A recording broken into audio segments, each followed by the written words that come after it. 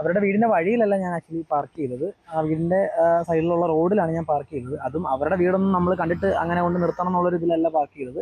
നമ്മൾ ആ ഒരു അക്വഡേറ്റിൽ നമ്മൾ നല്ലൊരു വ്യൂ പോയിന്റ് ആണ്. അവിടെ നമ്മൾ സാധാരണ ഞാൻ അവിടെ താമസിച്ചാണ്, ഒരു 4-5 വർഷത്തോളം ഞാൻ അവിടെ താമസിച്ച ഒരു വ്യക്തിയാണ്.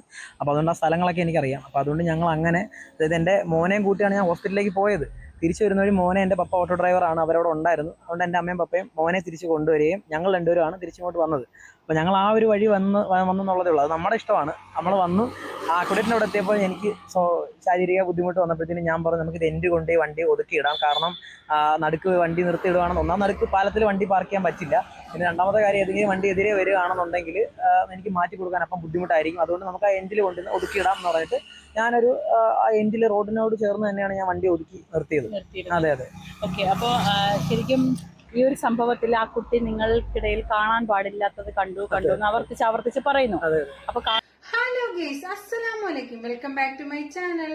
ഒരു ഹസ്ബൻഡും വൈഫും ഹോസ്പിറ്റലിൽ പോയിട്ട് തിരിച്ചു വരുന്ന വഴിക്ക് അവർക്ക് ശാരീരികമായിട്ട് അസ്വസ്ഥത ഉണ്ടാവുകയും അവർ ഒരു വഴിയിൽ ഒരു റോഡ് സൈഡിൽ വണ്ടി ഒതുക്കിയിട്ട് അവർ വിശ്രമിക്കുകയും ചെയ്ത് അതുവഴി പോയ ഒരു ഗുണ്ടി പെണ്ണ് അത് കണ്ടിട്ട് ആ കാറിനകത്ത് എന്തോ അനാശാസ്യം നടക്കുന്നു എന്ന് പറഞ്ഞിട്ട് ഭയങ്കരമായിട്ട് ബഹളം ഉണ്ടാക്കുകയും അവൾ എന്തൊക്കെയാണോ അവൾ കാട്ടിക്കൂട്ടിയത് അവൾക്ക് പോലും അറിയില്ല.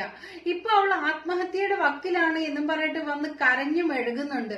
അവള് കരുതിയത് ഏതോ കാമുകനും കാമുകിയും കാറിനകത്ത് മറ്റെന്തോ പരിപാടിയാണെന്നാണ്.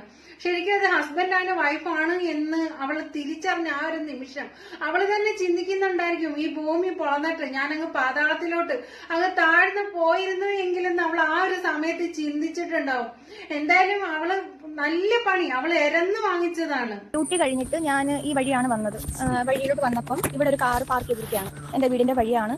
ഞാനത് ശ്രദ്ധിച്ചിട്ട് ഞാൻ വീട്ടിലോട്ട് ഇറങ്ങിപ്പോയി. ചെന്ന അമ്മയോട് ഇക്കാര്യം പറഞ്ഞു. അപ്പോൾ ഞാനത് കാണാൻ കൊള്ളരുതാത്ത രീതിക്കുള്ള ഒരു കാര്യമാണ് കണ്ടത്. ഈ ഒരു സംഭവത്തിൽ ആ കുട്ടി നിങ്ങൾക്കിടയിൽ കാണാൻ പാടില്ലാത്തത് കണ്ടു എന്ന് ആവർത്തിച്ച് പറയുന്നു.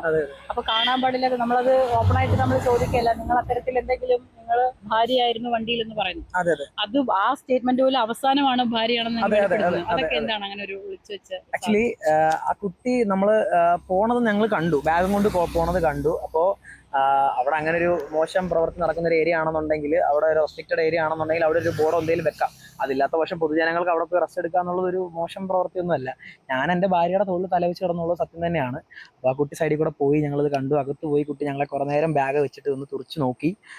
പിന്നെ ഫോൺ എടുത്തു, ഒരാളെ വിളിച്ചു വരുത്തി, നമ്പർ നോട്ട് ചെയ്തു. അപ്പോൾ വന്ന് ആദ്യമേ ആളെ വിളിച്ചു വരുത്തി ഉറപ്പ് വന്നതിന് ശേഷം പുള്ളിക്കാർ നമ്മുടെ ഡോറിൽ തട്ടിയിട്ട്, വിൻഡോയിൽ തട്ടിയിട്ട് ചോദിച്ച ചോദ്യം, കഥ കടച്ചിട്ടിരുന്നു ഇവിടെ എന്താ പരിപാടി, അങ്ങനെയാണ് ചോദിച്ചത്. അപ്പൊ ഈ പരിപാടി ഉദ്ദേശിച്ചത് എന്താണെന്ന് നമുക്ക് അറിയണ്ടേ. അതുകൊണ്ടാണ് ഞാൻ ചോദിച്ചത് എന്താ സംഭവം, നിങ്ങൾ എന്താ കണ്ടതെന്ന് ചോദിച്ചു. ഈ ഗ്യാപ്പിൽ ഈ വിളിച്ചു വരുത്തിയ ആൾ വന്നു. ഇയാൾ നമ്മുടെ സൗകര്യം ഇല്ലാതെ, ഇപ്പോൾ ഞാൻ വീഡിയോ എടുത്തത് ഒരു പബ്ലിക്കായിട്ട് നമുക്കൊരു ബുദ്ധിമുട്ടുണ്ടായപ്പോഴാണ് വീഡിയോ എടുത്തത്. നമ്മുടെ ഒരു പ്രൈവറ്റ് സ്പേസിലേക്ക് വീഡിയോ എടുത്തു. അതായത് എൻ്റെ കാറിലേക്ക് വീഡിയോ എടുക്കുകയും എൻ്റെ കാറിന്റെ നമ്പർ നോട്ട് ചെയ്യുകയും അങ്ങനെയൊക്കെയുള്ള പ്രവർത്തികൾ ചെയ്തപ്പോഴാണ് ഞാൻ ഫോൺ എടുത്ത് വീഡിയോ റെക്കോർഡ് ചെയ്യുന്നത്. കാണാൻ പറ്റാത്ത കാര്യമാണ് അവൾ കണ്ടത് എന്ന് പറയുന്നത്.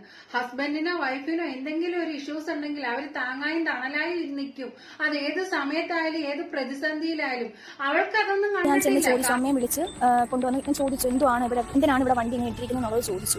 അത് ചോദിച്ചതേ ഉള്ളൂ. അതിനകത്തിരുന്ന ആള് പുറത്തോട്ട് ഇറങ്ങി വീഡിയോ ക്യാമറ ഓൺ ചെയ്ത് വെച്ചിട്ട് നിങ്ങൾ എന്താണ് കണ്ടതെന്നുള്ള രീതിക്കായിരുന്നു എന്നോട്.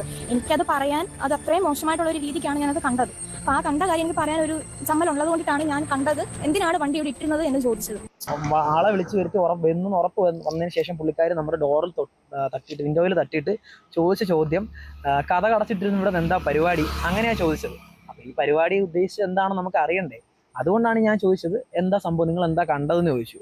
ഈ ഗ്യാപ്പിൽ ഈ വിളിച്ചു വരുത്തിയ ആൾ വന്നു. ഇയാൾ നമ്മുടെ സൗകര്യം ഇല്ലാതെ, ഇപ്പോൾ ഞാൻ വീഡിയോ എടുത്തത് ഒരു പബ്ലിക്കായിട്ട് നമുക്കൊരു ബുദ്ധിമുട്ടുണ്ടായപ്പോഴാണ് വീഡിയോ എടുത്തത്. നമ്മുടെ ഒരു പ്രൈവറ്റ് സ്പേസിലേക്ക് വീഡിയോ എടുത്തു. അതായത് എൻ്റെ കാറിലേക്ക് വീഡിയോ എടുക്കുകയും എൻ്റെ കാറിന്റെ നമ്പർ നോട്ട് ചെയ്യുകയും അങ്ങനെയൊക്കെയുള്ള പ്രവർത്തികൾ ചെയ്തപ്പോഴാണ് ഞാൻ ഫോൺ എടുത്ത് വീഡിയോ റെക്കോർഡ് ചെയ്യുന്നത്. എന്തായാലും ജനങ്ങൾ ഫുള്ള് അവളെ എടുത്തിട്ട് പഞ്ഞിക്കിടുകയാണ് ചെയ്യുന്നത്. അവളാണെങ്കിൽ ഒന്ന് ചിന്തിച്ചാൽ മനസ്സിലാവില്ലേ, അത്രയും വീടുകളുള്ള ഒരു ഏരിയ, അവിടെ ആണെങ്കിൽ അവരുടെ വീടിന്റെ ഫ്രണ്ടിൽ കൊണ്ടുവന്ന് വണ്ടി ഇട്ടിട്ട് എന്ത് ചെയ്യാനാ? അത് ഹസ്ബൻഡ് ആൻഡ് വൈഫ്, അവർക്ക് വീട്ടിൽ സ്ഥലമില്ലേ? അവർ ചിന്തിക്കുക, അവർക്കൊരു കോമൺ സെൻസ് ഇല്ലാതെ ഇങ്ങനെയൊക്കെ പറയുന്നതിന് ഒരു നാണവും ഇല്ലേ? ഇവളെ വെളുപ്പിക്കാൻ വേണ്ടിയിട്ട് കുറെ ആൾക്കാർ ഇറങ്ങിയിട്ടുണ്ട്.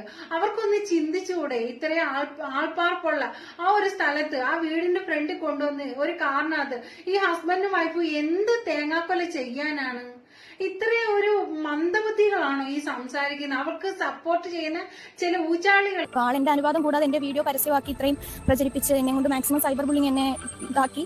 എനിക്കിപ്പോൾ നാട്ടുകാരുടെ മുന്നിൽ എങ്ങും ഇറങ്ങി പോകാൻ പറ്റാത്തൊരവസ്ഥ. ഞാൻ ജോലി ചെയ്യുന്ന സ്ഥാപനത്തിലാണെങ്കിലും എന്റെ ഫ്രണ്ട്സ് ആണെങ്കിലും എല്ലാവരും സത്യാവസ്ഥ എന്നെ അറിയാവുന്നവർ എന്നോട് കാര്യങ്ങൾ ചോദിക്കുന്നുണ്ട്, എന്താണ് സംഭവിച്ചതെന്നുള്ളത്. ഇപ്പം ആളിട്ട വീഡിയോയ്ക്ക് അനുസരിച്ചാണ് വന്നിരിക്കുന്ന കമന്റ്സും കാര്യങ്ങളും എല്ലാം. ഫോൺ ചെയ്ത് തുടങ്ങിയപ്പോഴാണ് അത്രയും റഷായിട്ടൊരു സംസാരം അങ്ങോട്ടും ഇങ്ങോട്ടും കോൺവെർസേഷൻ നടന്നത്. ആള് മര്യാദയ്ക്ക് എന്നോട് സംസാരിച്ച് നോർമലായിട്ട് ബിഹേവ് ചെയ്തിരുന്നെങ്കിൽ ഞാൻ അത്രയും ഒരു റഷായിട്ടുള്ള രീതിക്ക് നിൽക്കത്തില്ലായിരുന്നു. ആള് ഹസ്ബൻഡ് ആൻഡ് വൈഫ് ആണെന്ന് ഒരു വാക്ക് എന്നോട് പറഞ്ഞിരുന്നെങ്കിൽ ഓക്കെ വണ്ടി ഇവിടുന്ന് മാറ്റൂ എന്നുള്ള രീതിക്ക് ഞാൻ സംസാരിച്ചു. ആ കുണ്ടി ഇപ്പൊ ആത്മഹത്യയുടെ വക്കിൽ തന്നെയാണ്. കാരണം ജനങ്ങൾ എല്ലാവരും അവളെ എടുത്തിട്ട് പഞ്ഞിക്കിട്ടോണ്ടിരിക്കുകയാണ്. അവളിപ്പോ ചിന്തിക്കുന്നുണ്ടായിരിക്കും, എനിക്ക് എന്തിന്റെ കേടായിരുന്നു, വഴിയെ പോയ വയ്യാവലി എടുത്തിട്ട് ഞാൻ പോയി വണ്ടിയും പിടിച്ചു പോയി വാങ്ങിച്ചോണ്ട് വന്നു എന്നുള്ളൊരു ചിന്തയായിരിക്കും ഇപ്പൊ അവൾക്ക് ഇതിന്റെ വല്ല ആവശ്യം ഉണ്ടായിരുന്നോ? ഒരു റോഡ് സൈഡിൽ ഒരാണോ പെണ്ണോ ഇരുന്നെന്ന് കരുതിയിട്ട് എന്ത് നടക്കാനാണ്? ആ ഒരു ഏരിയ അല്പം മോശമാണ് എന്ന് പറയുന്നു. എങ്കിൽ അവൾക്ക് മാന്യമായിട്ട് ചോദിക്കാം, നിങ്ങൾ എന്താണ് ഇവിടെ ഇരിക്കുന്നത്, എന്തുവാ കാര്യം, നിങ്ങൾക്ക് വല്ല അപ്പൊ അവര് പറയുന്നുണ്ടല്ലോ സുഖമില്ലാത്തത് കൊണ്ട് അവരിങ്ങനെ ഇരുന്നേന്ന്. അങ്ങനെ അവൾ മാന്യമായി ചോദിച്ചിരുന്നുവെങ്കിൽ അവര് തീർച്ചയായിട്ടും അങ്ങനെ മാന്യമായിട്ട് തന്നെ തിരിച്ചു പറഞ്ഞേനെ സുഖമില്ലാത്തത് കൊണ്ടാണ് ഇരിക്കുന്നത് എന്ന്. ഇതിന് പകരം അവള് സദാചാരം ചമയാൻ വേണ്ടിയിട്ട് നാട്ടുകാരെ മൊത്തം വിളിച്ചുകൊണ്ട് വന്നിട്ട് ഇവരെ അങ്ങ് ഏതാണ്ട് മൂക്കി വലിച്ചു കയറ്റാന്നാണ് അവള് വിചാരിച്ചത്. ഇപ്പൊ അവള് കുറെ ഏറെ കിടന്ന് തുള്ളി ചാടട്ടെ, അവൾക്ക് കിട്ടേണ്ടത് എന്തായാലും നല്ല രീതി കിട്ടി. അവള് എന്നോട് അപമര്യാദയായിട്ട് പെരുമാറിയിട്ടുണ്ടെന്നുണ്ടെങ്കിൽ പബ്ലിക്കലി മാപ്പ് പറയുക, അത് മാത്രമേ ഞാൻ ചോദിച്ചോളൂ. അത് തരത്തിലാണ് അയാളുടെ ഈഗോ സമ്മതിക്കാത്തത് കൊണ്ട് അത് അങ്ങനെ നടന്നു. അപ്പോൾ ഇന്ന് വീണ്ടും സ്റ്റേഷനിൽ വിളിപ്പിച്ചു. ആ കുട്ടിയുടെ മാനസിക നില വളരെ മോശമാണെന്നും ആ കുട്ടി ആത്മഹത്യ ചെയ്യുമെന്ന് ഭീഷണി മുഴക്കിയെന്നുമാണ് പോലീസ് എന്നോട് സംസാരിച്ചത്. അതുകൊണ്ട് ഒരു വിട്ടുവീഴ്ച ചെയ്യണം എന്നുള്ള കാര്യം പറഞ്ഞപ്പോൾ ഞാൻ പറഞ്ഞു, ശരി, എന്നോട് മാപ്പ് പറയണ്ട, എന്നോട് ആ കുട്ടി മാപ്പ് പറയണ്ട, സ്റ്റേഷനിൽ വെച്ച് മാപ്പ് പറയണ്ട, റിട്ടേൺ ആയിട്ടൊരു മാപ്പ്. കാരണം ഈ ആത്മഹത്യ ഭീഷണി എന്ന് കേട്ടപ്പോൾ എനിക്ക് സ്വാഭാവികമായിട്ട് ഞാൻ കുടുംബമായിട്ട് ജീവിക്കുന്നതാണ്, കുടുംബവും കുട്ടിയായിട്ട് ജീവിക്കുന്നതാണ്. അപ്പോൾ അതുകൊണ്ട് ആത്മഹത്യാ ഭീഷണി എന്നൊരു സംഭവം വന്നപ്പോൾ എനിക്ക് സ്വാഭാവികമായിട്ടും പേടിയുണ്ട്. എഴുതി തരിക, ഇതേപോലെ ഒരു അബദ്ധം പറ്റി, മാപ്പ് പറയണ്ട, അബദ്ധം പറ്റിയതുകൊണ്ട് ഞാൻ ഈ വീഡിയോ പോസ്റ്റ് ചെയ്തതുകൊണ്ട് എനിക്ക് യാതൊരു തരത്തിലുള്ള ബുദ്ധിമുട്ടില്ല, അദ്ദേഹത്തിന് യാതൊരു തരത്തിലുള്ള ബുദ്ധിമുട്ടുണ്ടാവരുതും എന്നൊന്നുള്ള എനിക്ക് പരാതികളോ കാര്യങ്ങളോ ഒന്നുമില്ല എന്നുള്ളത് എഴുതി സ്റ്റാമ്പ് പേപ്പറിൽ ചെയ്ത് തന്ന് സൈൻ ചെയ്ത് തന്നു കഴിഞ്ഞ് കഴിഞ്ഞാൽ ഞാൻ ഈ സംഭവം ഡിലീറ്റ് ചെയ്യാം എന്ന് ഞാൻ പറഞ്ഞു, മര്യാദയോടുകൂടി ഞാൻ പറഞ്ഞു. അപ്പോൾ ആ കുട്ടി പറഞ്ഞത് എന്താണെന്ന് വെച്ചാൽ, അദ്ദേഹം പറഞ്ഞത് എന്താണെന്ന് വെച്ച് കഴിഞ്ഞാൽ, ഈ വീഡിയോ എല്ലാ ഇൻഫ്ലുവൻസേഴ്സിനെ കൊണ്ട് ഞാൻ ഡിലീറ്റ് ചെയ്യിപ്പിക്കണം.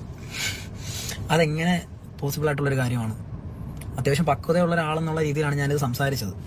അപ്പോൾ അതിനനുസരിച്ചുള്ളൊരു മറുപടി അല്ല എനിക്ക് കിട്ടിയത്. ഞാൻ ഈ ഇത്രയും മലയാളികൾ എവിടെ ഉണ്ടോ അവിടെ എല്ലാം സ്പ്രെഡായ ഈ വീഡിയോ ഞാൻ എല്ലാവരെയും കൊണ്ട് ഡിലീറ്റ് ചെയ്യിപ്പിക്കണം. പിന്നെ ഞാൻ ഇതിൻ്റെ ക്ലാരിഫിക്കേഷൻ നടത്തി ഒരു അപ്പോളജി പബ്ലിക്കായിട്ട് അദ്ദേഹത്തോട് ചെയ്യണം എന്നും പറഞ്ഞു. ഞാൻ എന്ത് തെറ്റ് ചെയ്തിട്ടാണ് ഞാൻ സോറി പറയേണ്ടത്? സോറി എന്നൊരു വാക്ക് ഞാൻ മിണ്ടില്ല എന്ന് ഞാൻ